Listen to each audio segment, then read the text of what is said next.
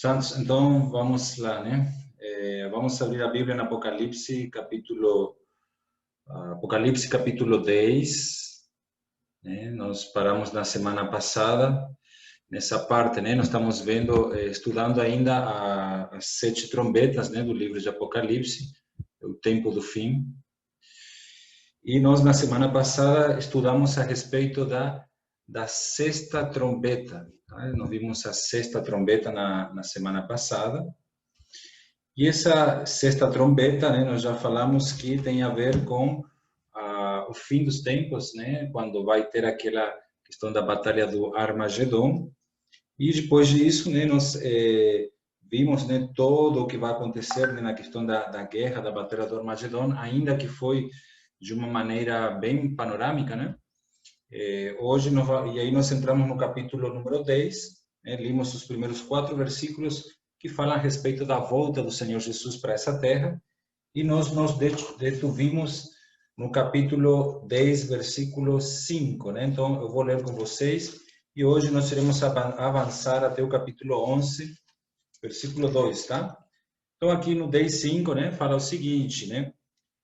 Então, o anjo que vi... Bom, aqui eu vou ler todo o capítulo 10, né, para contextualizar os irmãos. Fala, vi outro anjo forte descendo do céu, envolto numa nuvem com arco-íris por cima de sua cabeça. O rosto era como o sol e as pernas como colunas de fogo, e tinha na mão um livrinho aberto, pôs o pé direito sobre o mar e o esquerdo sobre a terra. E bradou em grande voz como ruge um leão, e quando bradou desferiram 7 trovões as suas próprias vozes. Logo que falaram 7 trovões, eu ia escrever, mas ouvi uma voz do céu dizendo, guarda em segredo as coisas que os 7 trovões falaram e não as escrevas.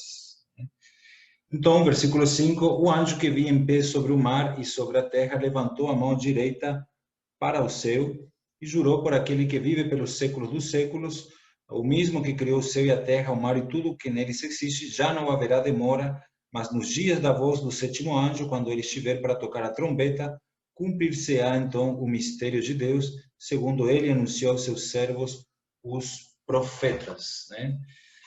Bom, até aí primeiramente, né, nessa parte, irmãos, nós nos detuvimos então no versículo 4, né, que nós já falamos, que fala a respeito da volta do Senhor, né, que quando aqui fala que ele coloca um pé, né, sobre o mar e outro pé sobre a terra, indica que ele vem tomar posse da terra, né?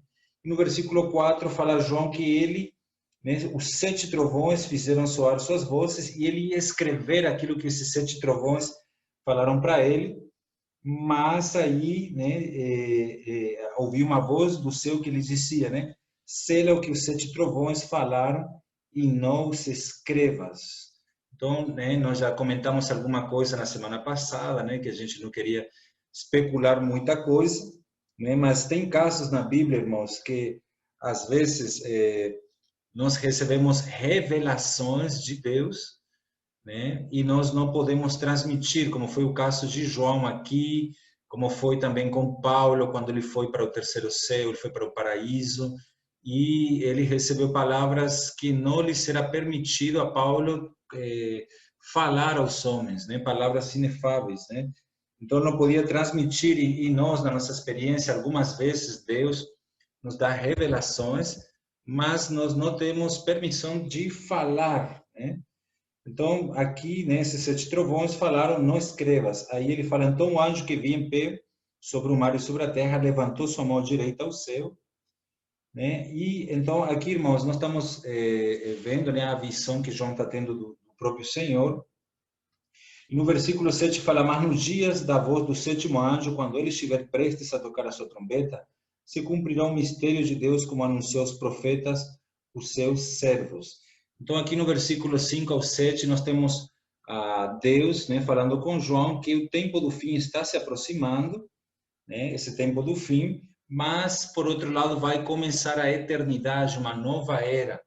Então, nós sabemos que esse mistério de Deus, aqui do versículo 7, fala a respeito, de acordo com o que está em Romanos 16, 25, é o mistério, né, do plano eterno de Deus, né, que inclui todas as dispensações, né, a dispensação dos patriarcas, da era da lei, dessa era da graça, nós temos a era do reino, e por fim vai se concluir na Nova Jerusalém, esse mistério de Deus, né, é o plano eterno dele, que é Cristo, né, encabeçar todas as coisas, né, colocar todas as coisas aos pés do seu Filho, que Cristo possa ter uma noiva, né, que é a igreja, né, que ele possa ter uma expressão, um corpo aqui na terra, onde ele pode entrar no homem.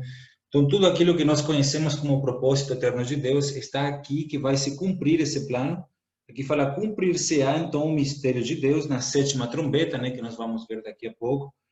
E aí, então, chegamos no versículo 8. Então, a voz que do céu, né, eu do céu tinha ouvido, tornou a falar comigo e me disse, vai, toma o livrinho da mão do anjo, que está em pé sobre o mar e sobre a terra. Fui, pois, ao anjo e lhe pedi que me desse o livrinho. Disse-me ele, toma-o e come-o. Ele fará amargo para o teu ventre, mas na tua boca será doce como mel. Então, irmãos, esse livrinho representa a revelação de Deus. E aqui nós vemos que a revelação de Deus, ela nunca é imposta para ninguém, né? Essa revelação, ela fala para João, para ele ir tomar o livrinho da mão do anjo. Então, aqui vemos que o homem que toma a revelação, não é Deus que impõe, mas é o homem que corre atrás, né? Aqui fala, fui, pois, ao anjo e lhe pedi que me desse o livrinho. Então, é essa atitude que nós temos que ter, irmãos, né? Nesse tempo do fim, nós ser esses que vamos atrás da revelação de Deus, pedir, Deus, me revela a tua palavra, não quero que tua palavra seja apenas figuras, sombras, tipologias, parábolas, mas nós temos que ter essa atitude de querer revelação, assim como João, né? Veja só, no versículo 8, né, fala, a voz que eu vi, né, ela falava, vai, toma o livro que se acha aberto na mão do anjo, em pé sobre o mar e sobre a terra. Então, João, ele vai e ele lhe disse que lhe dê o livrinho.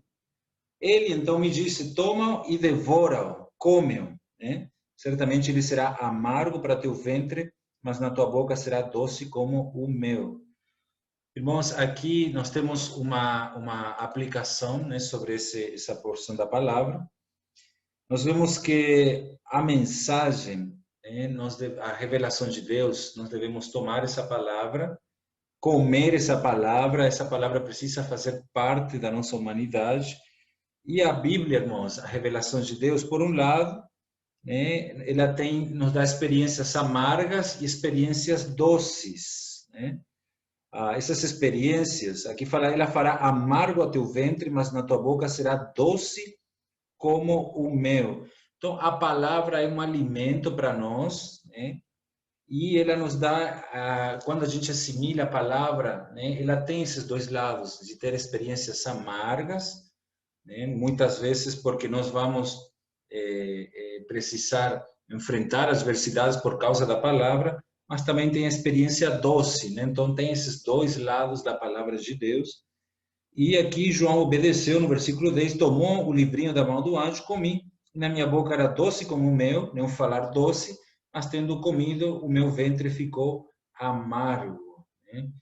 Então, veja só, ele comeu a palavra, né? Aqui, ou seja, ele recebeu para dentro do seu ser a palavra de Deus. E então me disseram, é necessário que ainda profetizes, né? Que profetizes outra vez acerca de muitos povos, nações, línguas e reis, né? Então aqui João ele é chamado por Deus para ele novamente anunciar toda a palavra de Deus. Por isso que muitos mestres da Bíblia, irmãos, eles dividem o livro de Apocalipse em duas sessões, tá? A primeira do capítulo 1 ao 11, que é o que nós estamos lendo agora, né? Capítulo 1, o capítulo 10, já entrando no 11, e a segunda parte do livro de Apocalipse vai do capítulo 12 ao capítulo 22. Então, o versículo base para isso é Apocalipse 10, 11, que fala que disseram para João, importa que profetizes outra vez, né? A respeito de povos, muitos povos, nações e línguas. Então, João, aqui, ele é chamado novamente a anunciar a palavra, e a partir do capítulo 12 de Apocalipse, nós temos muitos detalhes dos primeiros 11 capítulos, que ali só tem uma visão geral, mas a partir do capítulo 12 tem muitos detalhes, tá bom, irmãos? Então, veja só, aí nós vamos entrar agora no capítulo 11 e estudar apenas os primeiros 2 versículos, tá? Apocalipse 11, versículo 1 e 2. Aqui fala assim: foi-me dado um caniço semelhante a uma vara, e foi-me dito: levanta-te, mede o templo de Deus, o altar e os que nele adoram. Deixa, porém, o átrio que está fora do templo, não o mexas, porque foi dado aos gentios. Estes pisarão a cidade santa por 42 meses. Estes, né, calçarão aos pés a cidade santa por 42 meses. Bom, irmãos, então, lembrando, né, esse capítulo 10 e capítulo 11 está entre a 6ª trombeta e a 7ª trombeta, né, que é o juízo de Deus para a terra, né? Deus vai vir julgar essa terra. E aqui nós temos 3 visões, né? Primeiramente, Cristo vindo para possuir a terra no capítulo 10, e aqui no capítulo 11 nós temos uma visão do anticristo e seu exército, os seus exércitos, vindo para poder pisar a Jerusalém terrena e causar a perseguição contra a cidade santa e contra todos, né, os judeus e os cristãos que vão ficar então para a grande tribulação. Nós vamos ver os detalhes disso, né?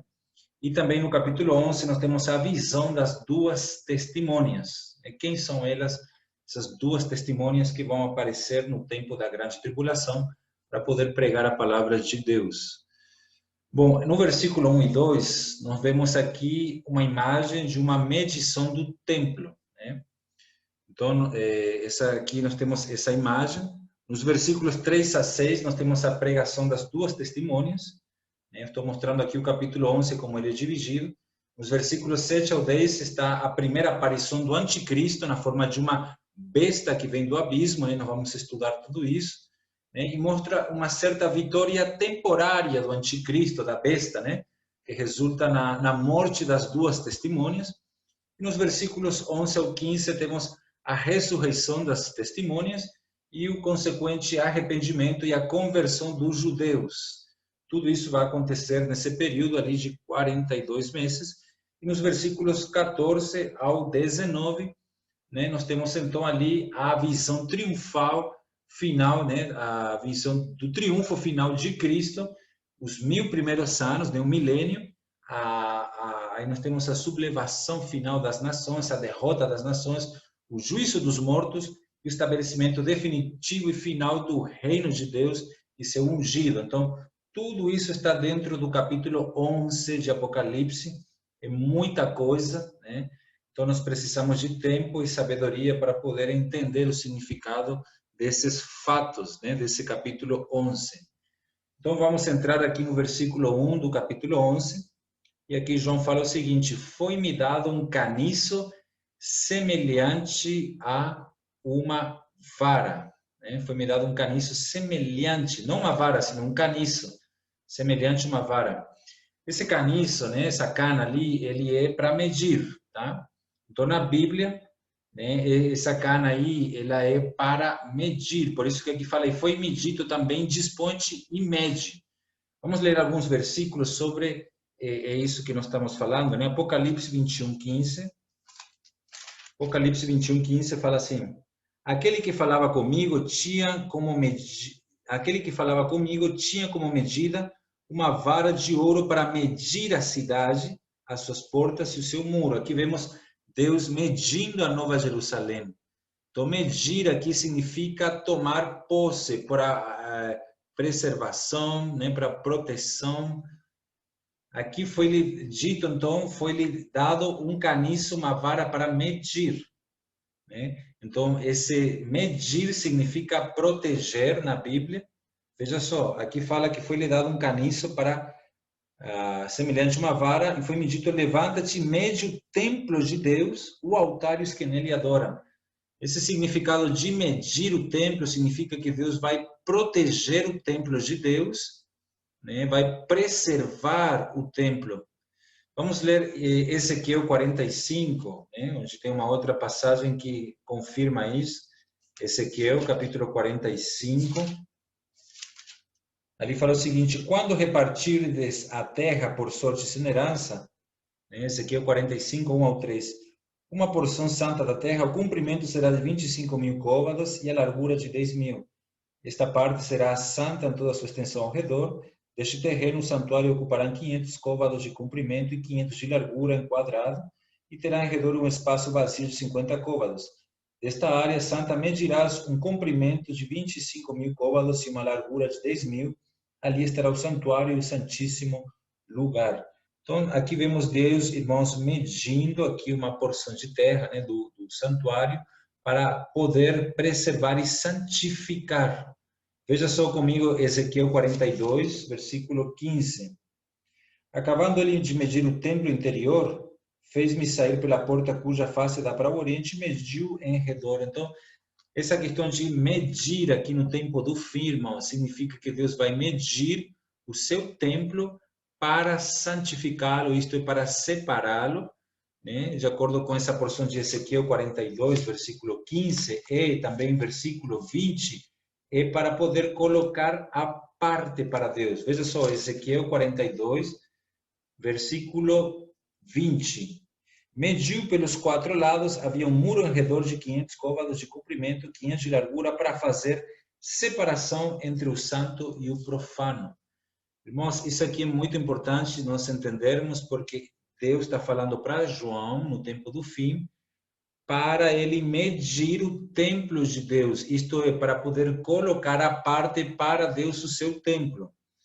Então, esse templo, esse santuário de Deus, onde que ele está? Será se é na terra ou no céu, né? Então, aqui vamos trazer uma interpretação, né, para os irmãos, de acordo, né, com a linha dos irmãos, né, Watchman Nee, Witness Lee, o irmão Dong, eles, né, defendem que esse templo de Deus é um templo espiritual que está no céu, né? Então, nós vamos ver os versículos, tá? Embora, né, tem também alguns estudiosos que interpretam que esse templo de Deus está na terra, né? O altar e os que nele adoram.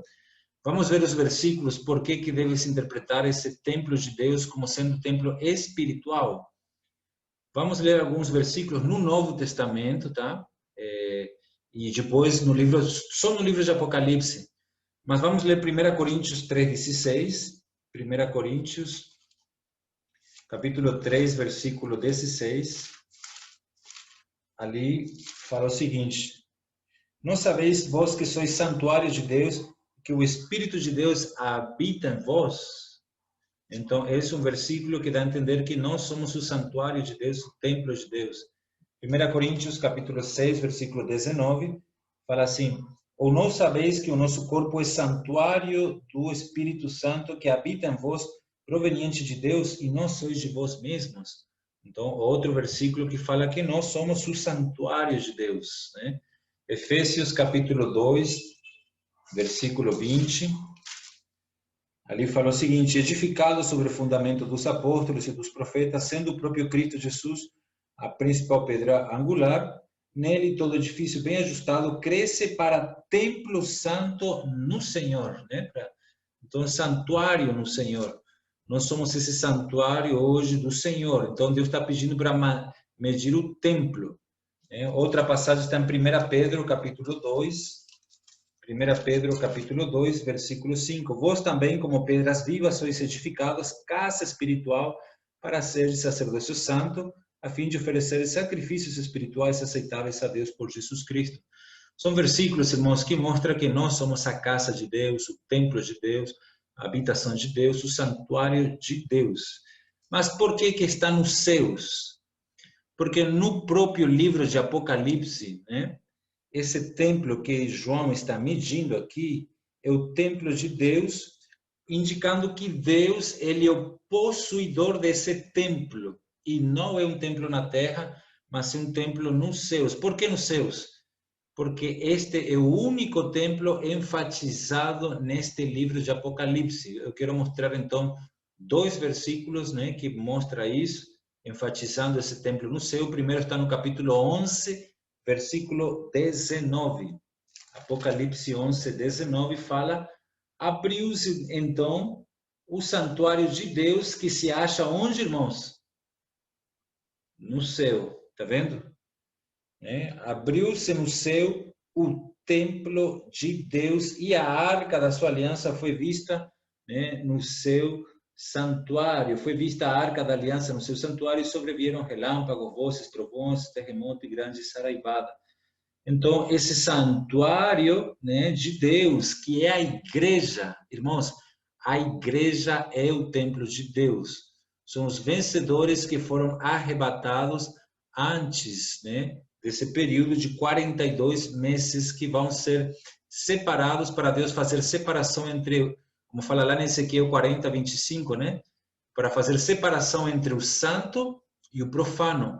Um outro versículo que mostra que esse templo aqui está nos céus, que são os vencedores que estão nos céus, né, que foram arrebatados, está em Apocalipse também, né, só que no capítulo 16, versículo 17. Apocalipse 16, 17. Ali fala, né, então derramou o sétimo anjo a sua taça pelo ar e saiu grande voz do santuário do lado do trono, tá vendo, irmãos? Dizendo, feito está. Então, saiu grande voz do templo do céu que se acha do lado do trono, ou do trono, dizendo, está feito. Então, aí fala novamente a palavra templo, a palavra santuário, e esse santuário, esse templo está onde, irmãos? Está no céu, tá vendo? Então, nós estamos usando esses versículos, né? Como sempre dizemos que a Bíblia explica a própria Bíblia, né? Então, quando nós estamos em Apocalipse 11, Deus pede para João medir um templo, não é um templo físico, irmãos, é um templo espiritual. Aqui, Apocalipse é um livro que fala muito de figuras, né? A besta aqui do versículo 7 de Apocalipse 11 não é uma besta física, é um cidadão, é uma figura, né, que fala do anticristo. Então, tudo aqui são figuras. O templo de Deus, né, e o altar. Então, irmãos, aqui o futuro. Então, esse templo, Deus está dizendo que ele vai poupar, vai separar os vencedores para não passarem, então, por essa grande tribulação, né? O futuro do templo, então, sobre a terra, veja só, ele vai ser profanado por ídolos. Como então poderia Deus proteger como se fosse santo? Porque nós sabemos, nós já estudamos aqui que os judeus, eles vão construir um terceiro templo, né? E quando João escreveu esse livro no ano 90, né, ou no ano, é isso mesmo, né, 90 depois de Cristo, aproximadamente, entre 90 e 100, irmãos, o templo já tinha sido destruído no ano 70 depois de Cristo pelos romanos, né? Então, como é que João escreve aqui novamente de um tal templo? Então, ele certamente se refere a esse templo espiritual, porém, João também teve uma visão de que o templo, né, queridos irmãos, vai ser profanado em sua totalidade, porque o anticristo vai entrar lá. Ele vai se assentar no templo. Então, como é que Deus vai santificar? Como é que Deus vai medir esse templo? Então, esse templo não tem como ser um templo físico, é um templo espiritual, né? Porque o futuro templo sobre a terra ele vai ser profanado por ídolos, né? A besta que fala vai estar lá, né? Quando a gente chega no capítulo 13, a gente vai ver que a estátua que vai falar, né, do anticristo, do falso profeta, que eles vão construir, ele vai estar lá também, né? Então, não poderia ser isso. Então, Deus poupa o seu templo espiritual para serem preservados e não danificados durante 3 anos e meio no céu, né? O céu vai ser preservado. Por quê? Porque Satanás vai ser expulso do céu para a terra. Então, lá no céu, não vai haver mais lugar para Satanás. Por quê? Porque o filho varão foi arrebatado para o céu e então ali é um lugar preservado, né? Como está escrito lá no Apocalipse 12, versículo 12. Pelo que alegrai-vos, ó céus, e vós os que neles habitais. Está vendo, irmãos? Isso aqui é depois do arrebatamento do filho varão. Ai dos que habitam na terra e no mar, porque o diabo desceu até vós em grande ira, sabendo que pouco tempo lhe resta. Então, por isso é que João está falando para medir o templo, né, no céu, né, e o altar, né, e os que nele adoram. Esse altar aqui é um altar de ouro, altar de incenso, né, e não de holocausto no átrio. Então, os que adoram nesse altar são os que já foram arrebatados. Deus protege aqueles que vão ser arrebatados, que são os cristãos que amadurecem, os cristãos que servem a Deus. Os cristãos que não servem, eles vão ficar para a grande tribulação, né? Como fala lá em Malaquias, né? Que Deus vai fazer diferença entre aquele que serve e aquele que não serve, né? Vamos ler Malaquias, capítulo 3. Malaquias, capítulo 3, versículo 13. As vossas palavras foram duras para mim, disse o Senhor, mas vós disseis, que temos falado contra o Senhor? Vocês dizem, inútil é servir a Deus, que nos aproveitou, temos cuidado em guardar os seus preceitos e andar de luto diante do Senhor dos Exércitos. Ora, pois nós reputávamos por felizes os soberbos, também os que cometem piedade prosperam, assim eles tentam o Senhor e escapam. Então os que temiam o Senhor falavam uns aos outros, o Senhor atentava e ouvia. Havia um memorial escrito diante dele para os que temem ao Senhor, para os que se lembram do seu nome. Então, irmãos, tudo o que a gente fala e o que a gente faz, né, aqui e no livro de Enoque também, tá? Lá está escrito que anjos, né, eles não estão sem fazer nada, né? Mas os anjos têm a função de escrever livros. Cada um de nós tem um livro, tem uma história que está sendo escrita, né? E aí, em versículo 17 fala, eles serão para mim particular tesouro. Naquele dia prepararei, diz o Senhor dos Exércitos, poupa-lo-sei como um homem poupa seu filho que o serve. Então, os que servem a Deus são os que vão ser arrebatados, né?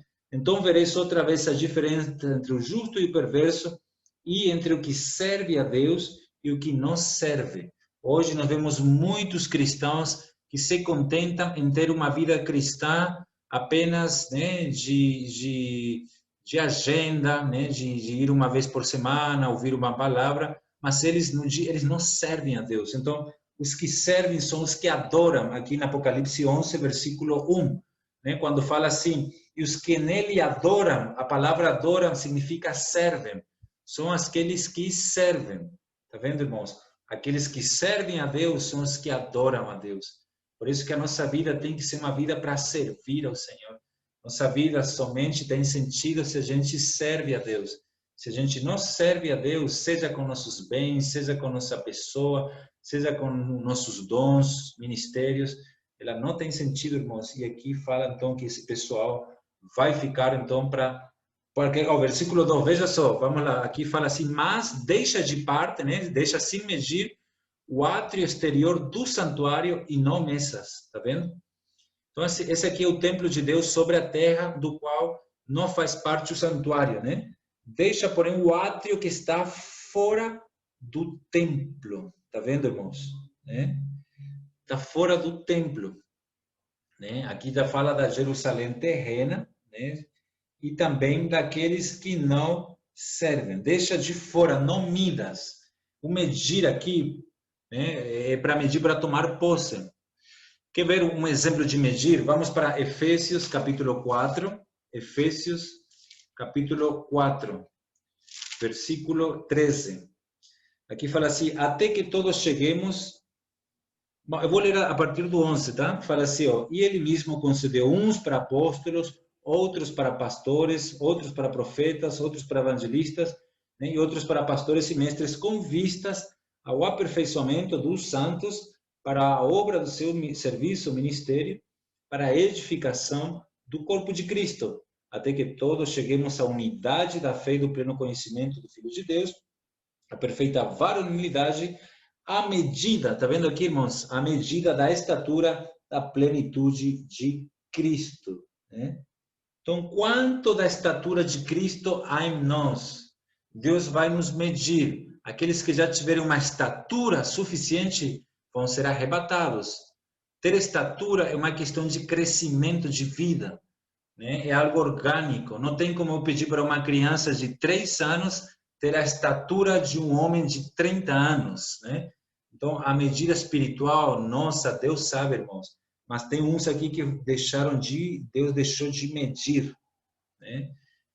Senhor Jesus. Então, aqui nós temos os judeus, né? Aqueles que não aceitaram Jesus, né? O templo físico não foi medido e ele foi dado aos gentios. Então, tem alguns versículos cruzados, né? Nós vamos ler aqui, Lucas 21, 24. Lucas 21, 24, que fala o seguinte: cairão a fio de espada, e para todas as nações serão levados cativos. Jerusalém será pisada pelos gentios, até que os tempos deles se completem. Então, vemos aqui, os judeus serão levados em cativeiro.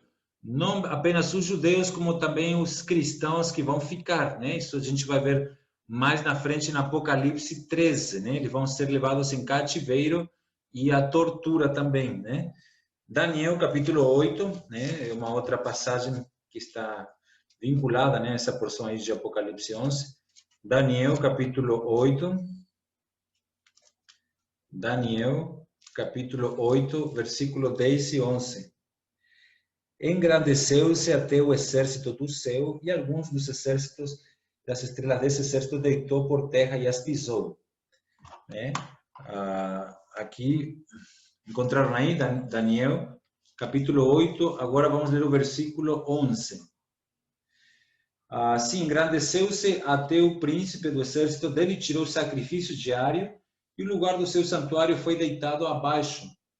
O exército lhe foi entregue como sacrifício diário por causa das transgressões, e deitou por terra a verdade, e o que fez prosperou. Aqui ele está falando do anticristo. Ele vai tirar o sacrifício diário do templo, e o lugar do seu santuário foi deitado abaixo.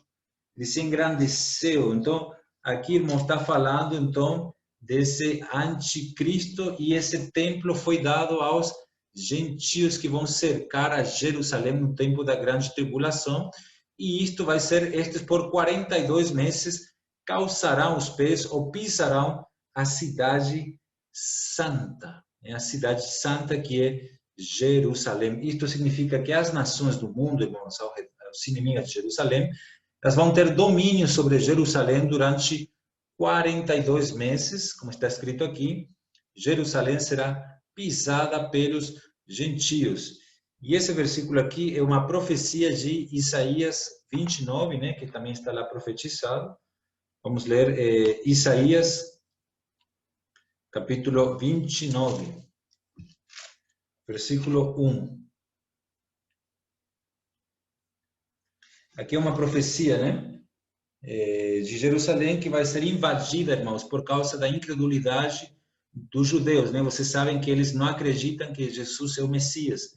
Por causa disso, Deus vai puni-los, né? E aqui eles vão ser invadidos, né? Eu vou ler essa versão aqui contemporânea e fala assim: ai de ti, Ariel, Ariel, né? Que significa leão de Deus ou fogo, ou lavadeira de Deus, né? A cidade em que Davi assentou o seu acampamento. Acrescentai ano a ano e sucedam-se as festas. Contudo, sitiarei Ariel, pranteará e lamentará, será para mim como a lareira do altar. Então, no versículo 1 fala assim que esse povo, né, de Jerusalém, né, Ariel, eles ano a ano acrescentam suas festas, né, que igual eles têm até hoje as festas judaicas, mas é algo mero formalismo, uma prática religiosa insignificante para Deus, irmãos. Aí fala que Deus que vai sitiar Ariel, né, Jerusalém. Por um lado, a gente vê que vai ser o inimigo, mas aqui fala que o próprio Senhor, né, que vai sitiar. Por quê? Porque esses povos aqui, o anticristo e tudo que vai vir, são instrumentos de juízo de Deus, né? Que quem soberanamente controla todas as coisas. Então, lareira, né, onde se acende fogo, né, se mostrando aqui o terrível, né, dano que vai ser causado ali para essa cidade. Acamparei contra ti em redor, e eu te cercarei com torres, e levantarei tranqueiras contra ti. Então, Deus vai acampar contra Jerusalém por meio dos seus instrumentos e vai humilhar, né, os judeus.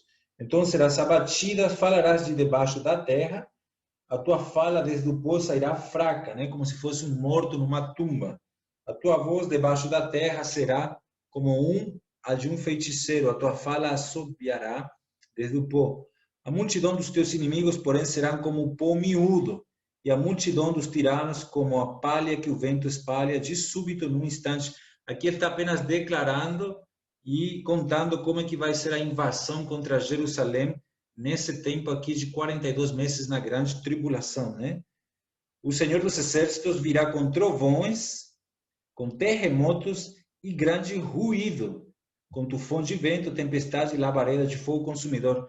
Lembra dos 7 trovões que a gente falou, né? Que a gente não podia especular, né?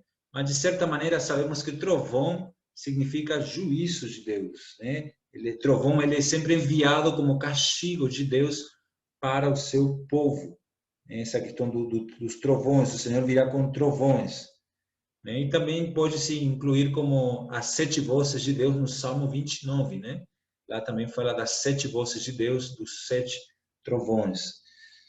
Aí, irmãos, né? Então, voltando, né? Aí Isaías 29 relata, né? O capítulo 29 todo, como vai ser a invasão contra Jerusalém por esse período de 42 meses, que é o tempo de duração da grande tribulação.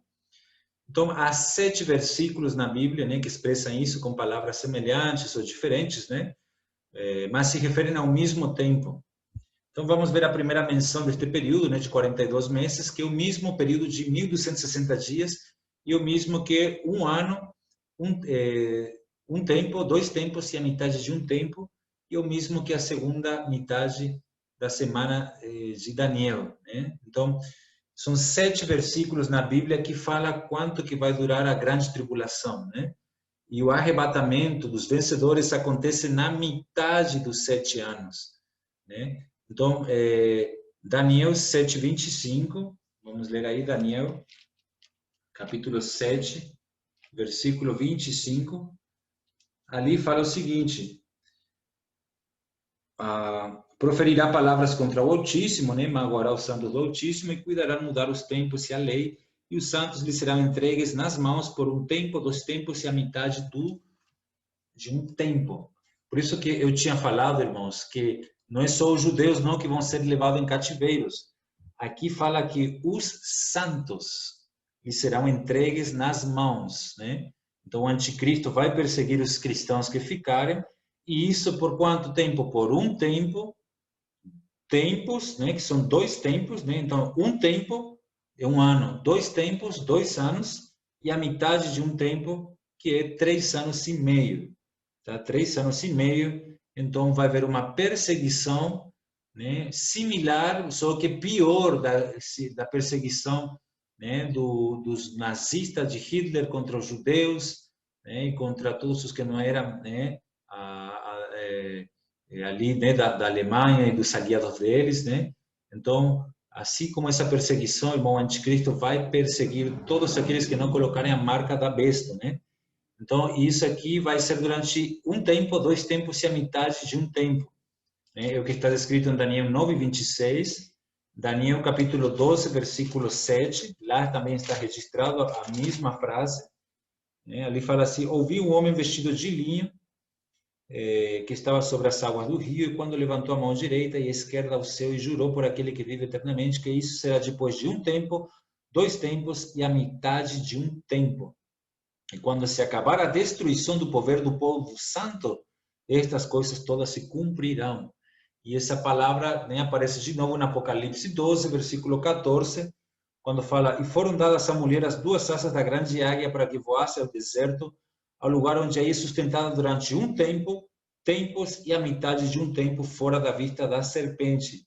Então, durante 3 anos e meio, a perseguição que vai ter lá na Europa, os cristãos de lá, eles vão passar, né, pelo mar, eles vão vir para o deserto, que vai ser a América do Sul, e aqui eles vão ser sustentados por 3 anos e meio, com comida e com bebida e com roupa, né? Como está escrito lá em Mateus 25, e esses que ajudarem a esse povo aqui vão ser as nações que nós vamos governar no tempo do milênio.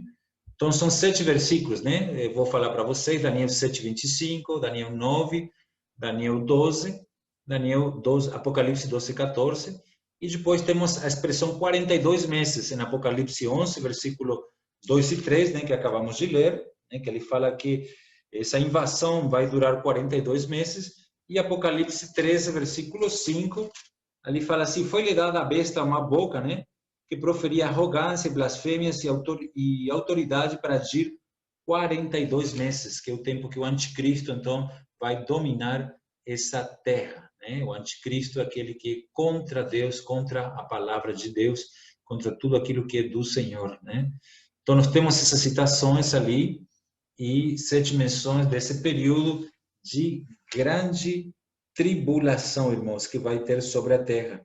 E aí, então, né, nós entramos, né, no versículo 13, né, 3 de Apocalipse 11, que nós vamos continuar na semana que vem, que fala: e darei poder a minhas 2 testemunhas, e elas profetizarão por 1260 dias, né, que são 3 anos e meio no calendário judaico, vestidas de saco, né, de pano e saco.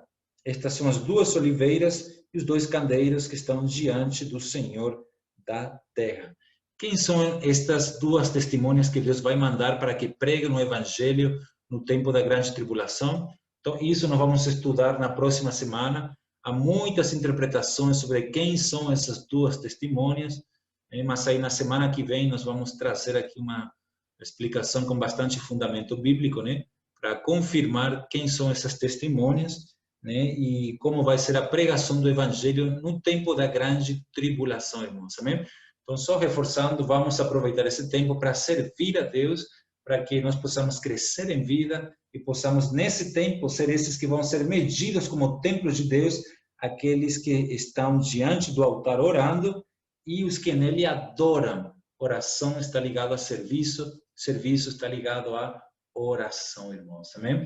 Que possamos ser esses daí e que o Senhor nos livre, né, dessa grande tribulação que vai acontecer aqui por esses 42 meses, 3 anos e meio, amém? Então, já por causa do tempo, vamos parar aqui e abrir 10 minutos para que os irmãos possam compartilhar essa palavra ou também fazerem perguntas, tá? Sobre esse assunto aí do capítulo 11 e o capítulo 10 também que a gente abordou, amém? Amém, irmãos? Jesus é o Senhor.